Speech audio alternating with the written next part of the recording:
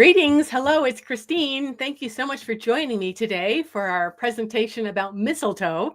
Of course, it is the season for kissing under the mistletoe. And so that's what we're going to be talking about today, mistletoe traditions, as well as mistletoe biology, because the species are really fascinating in the habitats they inhabit. So let's see, let's get started with our little slideshow here. So in case we haven't met, hi, I'm Christine Elder. I'm a naturalist, environmental educator, and visual artist from Central Oregon, where we actually don't have the famous mistletoe, but we can buy it in florists. So hopefully there will be some hanging under a doorway soon to be available for kissing.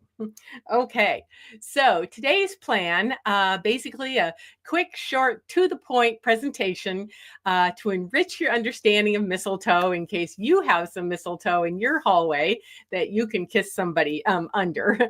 So we're going to learn a little bit about traditions related to mistletoe, as well as the fascinating history of mistletoe and its biology and ecology and anatomy.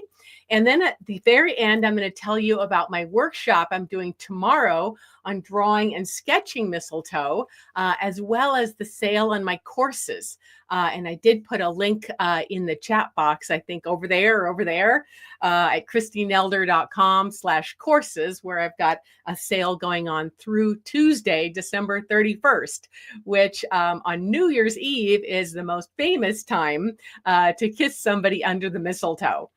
So, of course, in the winter for thousands of years, people have really enjoyed mistletoe in their traditions and all kinds of greenery from conifers, especially because, it's nice to bring some greenery into the house and conifers, things like, trees, pines, as well as holly and mistletoe, holly and mistletoe. It's nice to be able to bring those indoors to remind us that someday spring will be coming back, and so will the daylight and warmth and all that stuff. So anyway, let's keep going here. I'm going to make this bigger so that you can actually see this. So going back thousands of years, Pliny the Elder wrote in the first century of mistletoe traditions of the Celts in his encyclopedic series, Natural History. So here's a little picture of him recounting the ritual of oak and mistletoe, in which white-clad druids climbed a sacred oak, cut down the mistletoe growing on it, sacrificed 2 white bulls, and used the mistletoe to make an elixir to cure infertility and the effects of poison. And also, thousands of years ago, the Romans celebrated Saturnalia, which was celebrated basically from mid-December to late December. And the Romans associated mistletoe with peace, love, and understanding, and they hung it over doorways as well to protect the home. And so we see this lady here in a Saturnalia recreation with her crown there. And also the Greek goddess of Artemis, she wore a crown here. I don't know if you can see this, where I'm using my mouse to circle where her crown was. But she was the patron of the city of Ephesus in Turkey, an ancient Greek city, which I was actually very lucky to visit once. So she wore a crown of thorns as an emblem of fertility and immortality. And so here is another picture of mistletoe. Now, this is the mistletoe most of us recognize. It's the European mistletoe. That's in the genus Viscum album. And album refers to the white flowers the white fruits, that is.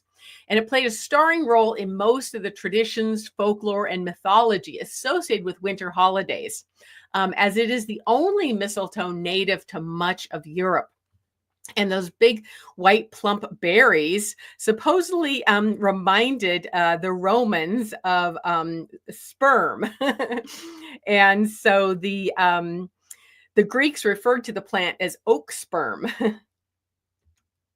Now, the tradition of kissing under the mistletoe for Europeans began in 16th century England. Now, in North America, the mistletoe played most often seen in Christmas displays and used for Yuletide kissing belongs to a different genus called Phorодendron. Now, it just so happens that mistletoe is the floral emblem of Oklahoma. And that's because it was the only greenery available to decorate graves during the hard winter of 1889. So on the left, you see a picture of a tree that's covered in mistletoe, and mistletoe in a tree on the right at a graveyard. So now a bit about actual mistletoe biology and its role in the ecosystem. Because if you know me, you know I'm a naturalist, an environmental educator, and I love telling people about the natural world so they can have a greater appreciation of it. And also, if they were going to sketch something like mistletoe, so that they really understand its anatomy and biology. And so here's a picture of it in the snow, and you can see the white berries, and it's in a tree. So mistletoe has some interesting characteristics. There's actually 3 families of mistletoes, and they have a global distribution with thousands of species. And they're what is called a hemiparasite. So not fully parasitic because they do have small leaves, so they can photosynthesize. So they're only partially parasitic, and they live as epiphytes. Epiphyte meaning epi on top of and phyte plants. So they're living on top of plants, generally various trees like oaks and pines. So they do gain water and minerals from their hosts, and they are able to do some photosynthesis from their small leaves, but they attach to their host via these haustoria or little suckers. And that's how they also gain nutrients from the plants they're growing on.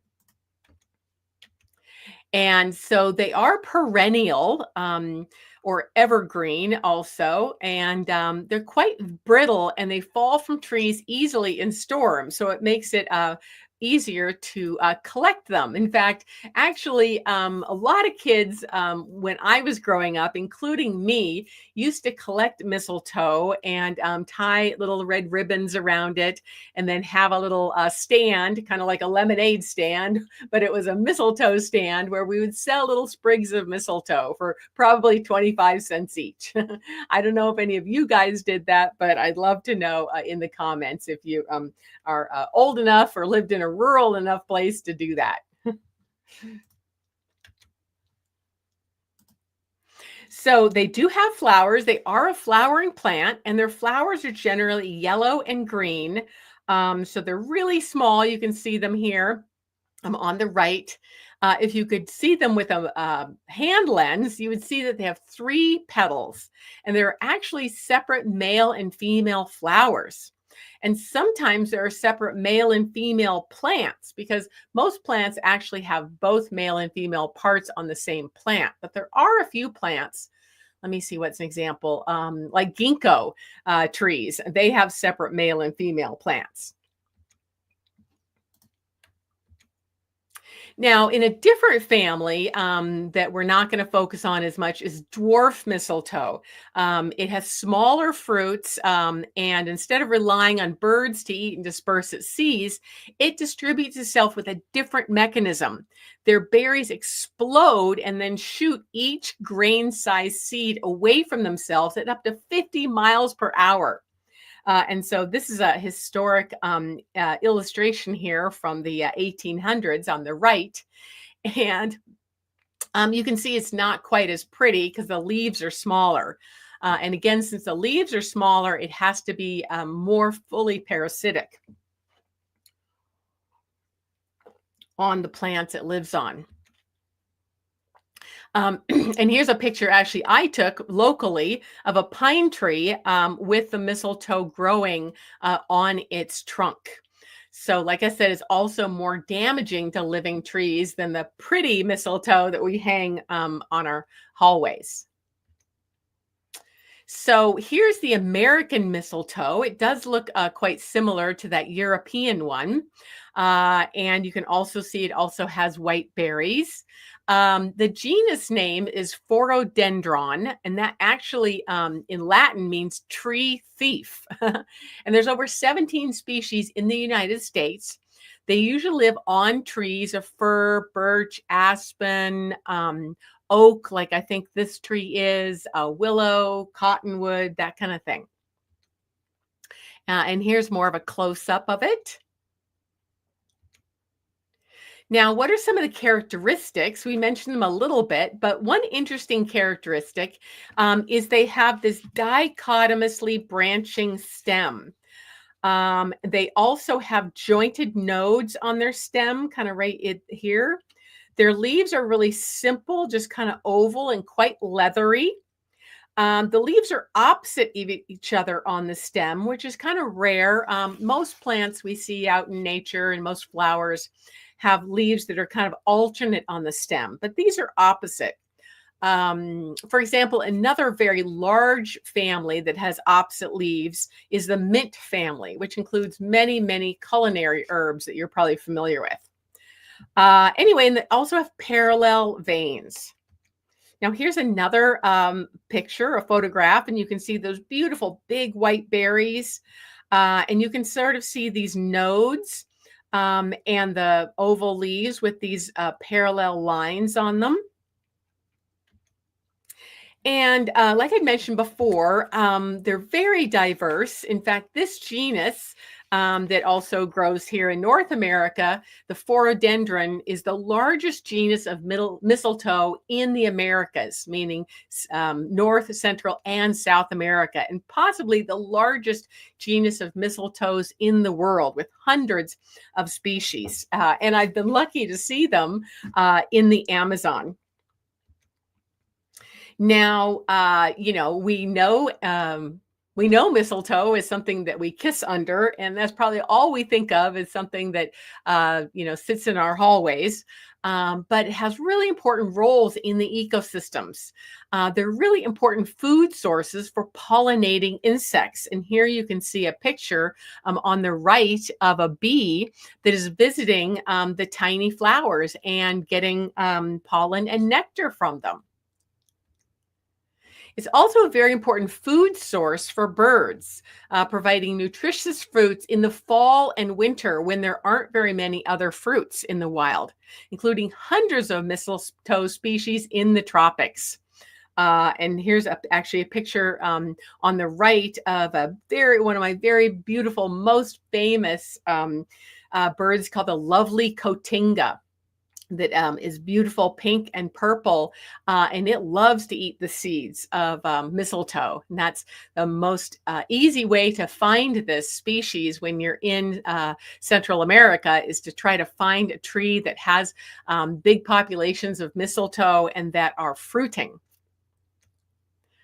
Another bird that we have up here in North America, generally kind of the southern part of North America, is a beautiful bird called the phainopepla. This one is a picture from the southwestern deserts, and it lives almost exclusively on mistletoe in the winter because, again, there aren't a lot of other things fruiting to give fruit-eating birds something to eat. There's a lot of other birds that really focus on eating the fruits of mistletoe, including grouse, mourning doves, bluebirds, evening grosbeaks, American robins, and beautiful cedar waxwings, all of which we have here in North America. Now, the berries have a very sticky coat so that they adhere to the branches. So basically, what happens is once a bird eats the berries, they go through the digestive system. And when the bird poops them out, sometimes they're pooping them out when they're sitting on a branch of another nearby tree. And those digested seeds still have this sticky coating on the outside, which makes them adhere to branches and can start a new population of mistletoe. Again, this is a symbiotic relationship between birds and mistletoes to help enable the mistletoe to get established in new habitats on new trees. Isn't that fascinating?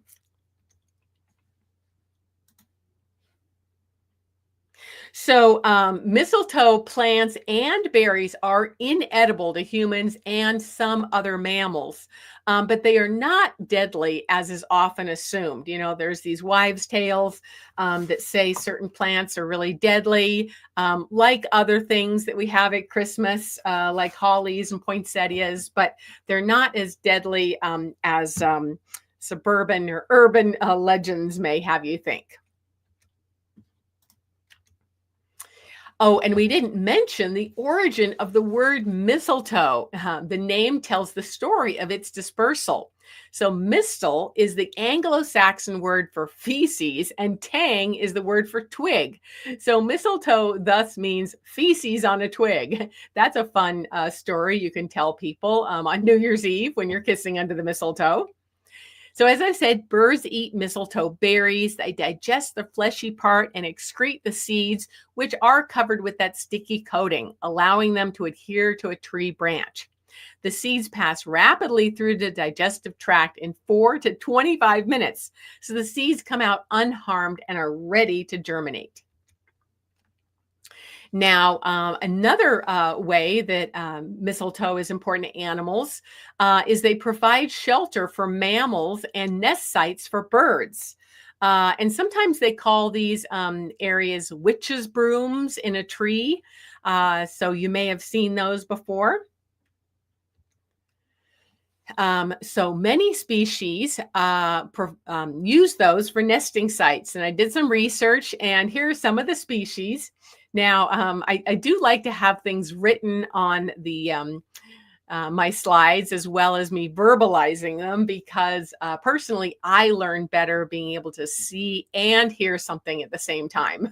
So I'm not trying to overwhelm you with a text, but I'm just the type of visual learner, and maybe some of you are too, that like to see the words as well as hear them. So I did some research, and lots of species really use these witches' brooms made up of mistletoe for nesting sites, including Cooper's hawk, great gray owls, long-eared owls, northern goshawks, sharp-shinned hawks, gray jays, red crossbills, house wrens, mourning doves, pygmy nuthatches, western tanagers, chipping sparrows, hermit thrushes, Cassin's finches, pine siskins, and more. Mammals as well. Elk, deer, squirrels, chipmunks, and even porcupines enjoy the juicy ripe fruits, which help sustain them until winter. And this is a picture here of a porcupine. Now, I was lucky to see a porcupine recently just across the street from me. I happen to live right along a beautiful river here in Oregon in a very rural, quiet neighborhood with lots of pine trees. And we were lucky to see a porcupine, not this photo because it was at nighttime and I wasn't able to get a photo, but that's what I saw. It was really special. Now, even insects use mistletoe. I mentioned earlier that some insects, like bees, gather the nectar and the pollen.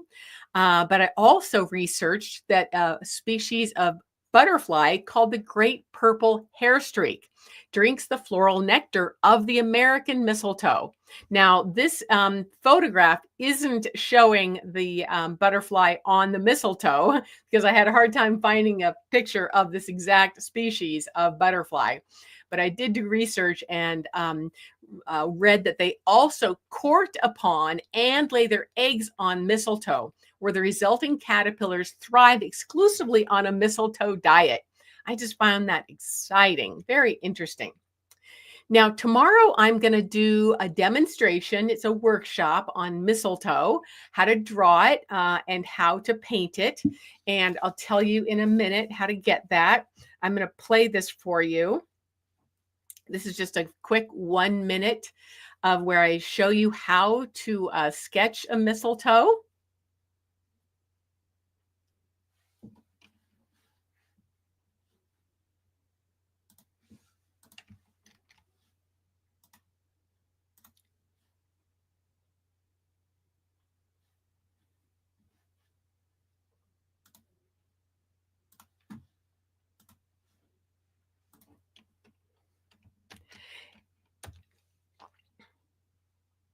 And I put in the chat box how you can join that workshop. Okay. Okay, that was that. Anyway, I also have a sale on my courses. Now, of course, this is the season for holiday sales, and the holidays end December 31st at midnight, when you're probably going to be busy kissing under the mistletoe.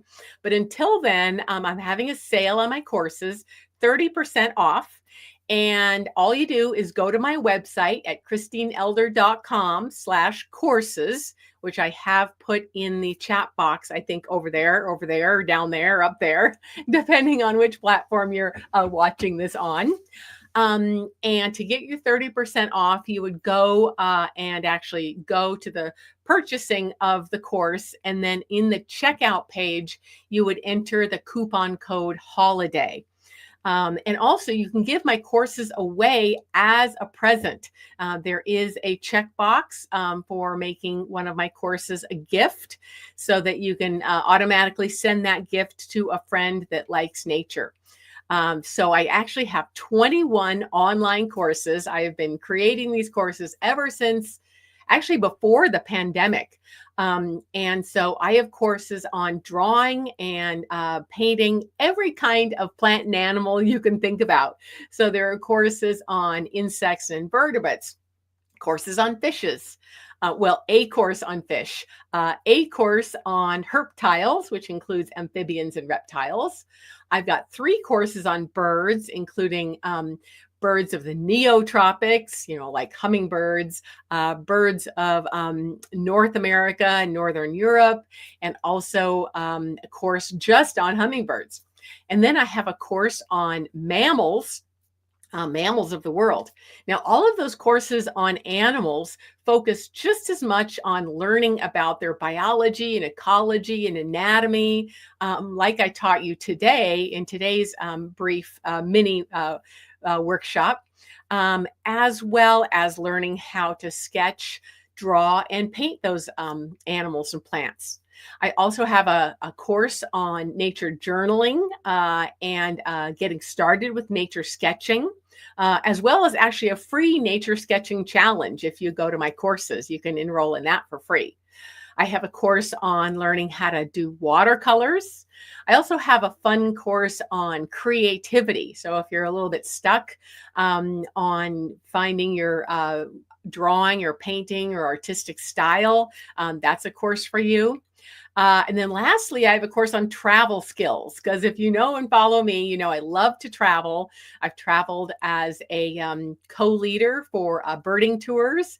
I've traveled as a teacher, teaching wildlife sketching in places like Mexico and Guatemala and Costa Rica and Honduras.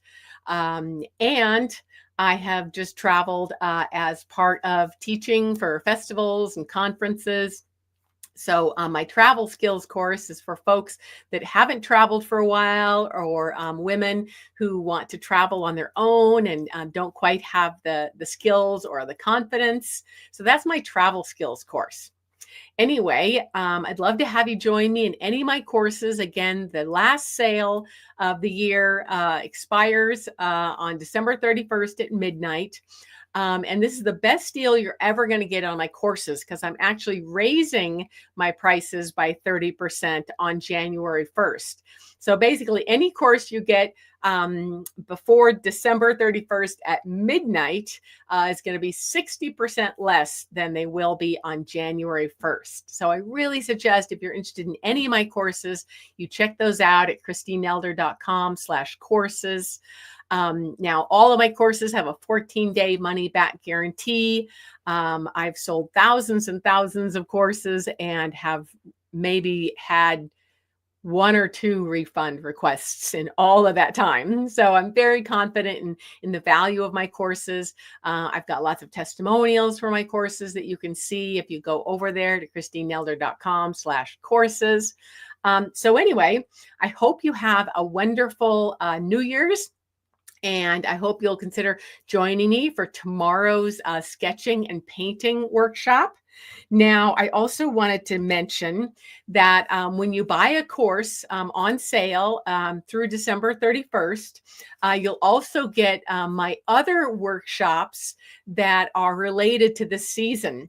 So not only will you get the workshop on drawing and painting mistletoe, but also on drawing and painting holly and on poinsettias.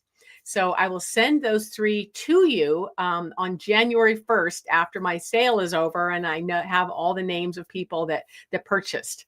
So anyway, if you're going to still be in the holiday mood, you've probably still got some holly and poinsettias and mistletoe around the house, and that might be the only thing that you have live to sketch from in the wintertime, if you're in the northern realms like I am. So those are fun things to sketch. So anyway, that's a bonus. Again, if you purchase any of my courses in the sale price by December 31st, that's coming up Tuesday. Tuesday night at midnight is New Year's Eve. And after that, all my courses will be 60% more than they are by midnight Tuesday.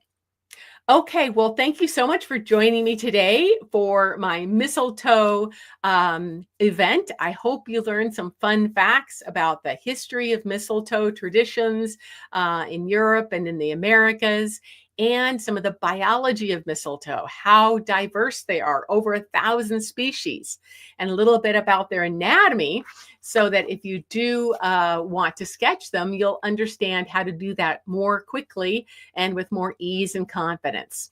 So again, tomorrow, I think at 10 a.m., I think at the same time tomorrow, Sunday, is when I'm doing my live workshop on drawing and painting this exact mistletoe. So I hope you'll join me, and take care. Okay, bye-bye.